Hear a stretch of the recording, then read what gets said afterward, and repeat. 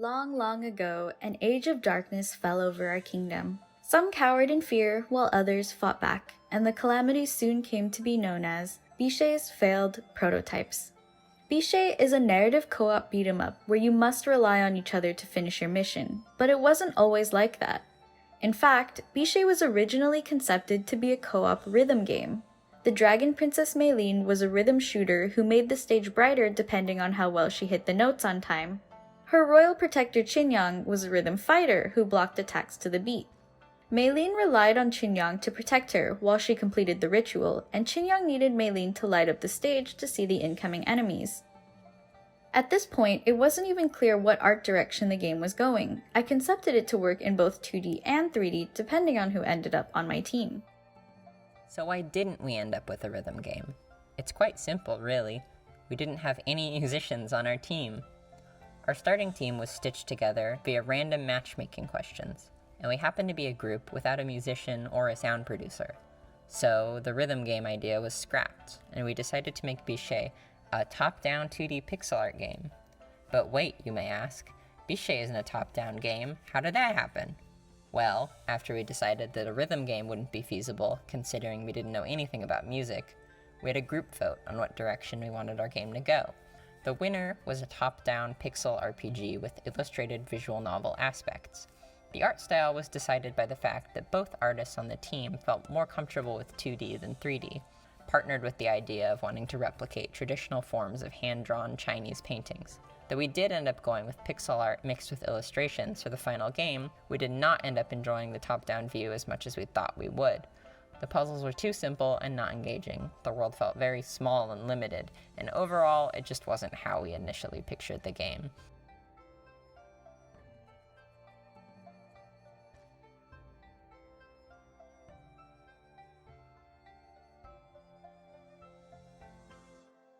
A new sprint starts, and we get a new team member who brings a prototype of a side-scroller beat-em-up.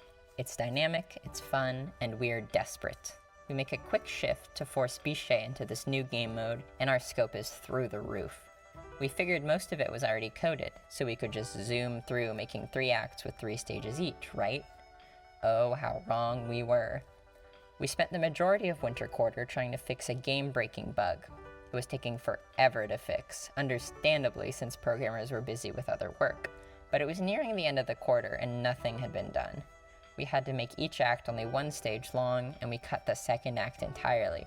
Each week, the feedback from TAs and faculty was soul-crushing. There's not much to say, it's the same as last week's build, the fighting is unsatisfying, the puzzles are too simple, I'm just not having fun. Weeks go by, and we're stressed out of our minds trying to make Bìxié a fun beat-em-up puzzle game, but nobody was enjoying it and nobody knew why.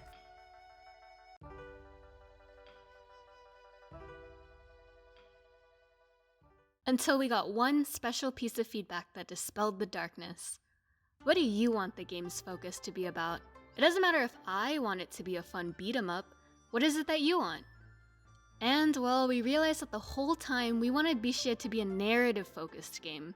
We wanted the players to feel engrossed in the world we created, to fall in love with the characters, to want to see them succeed and grow in their mission to balance duty with self.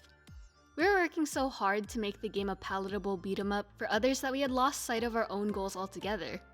With that piece of advice, we were able to shift our task priorities around and make Bìxié the game it is today, a narrative co-op beat-em-up where you must rely on each other to finish your mission.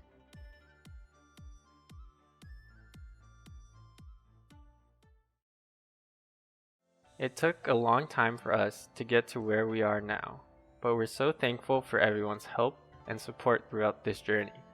Thank you to everyone for not giving up on us, and thank you for loving Meilin and Qinyang just as much as we do. And with that, we hope you enjoy our trailer.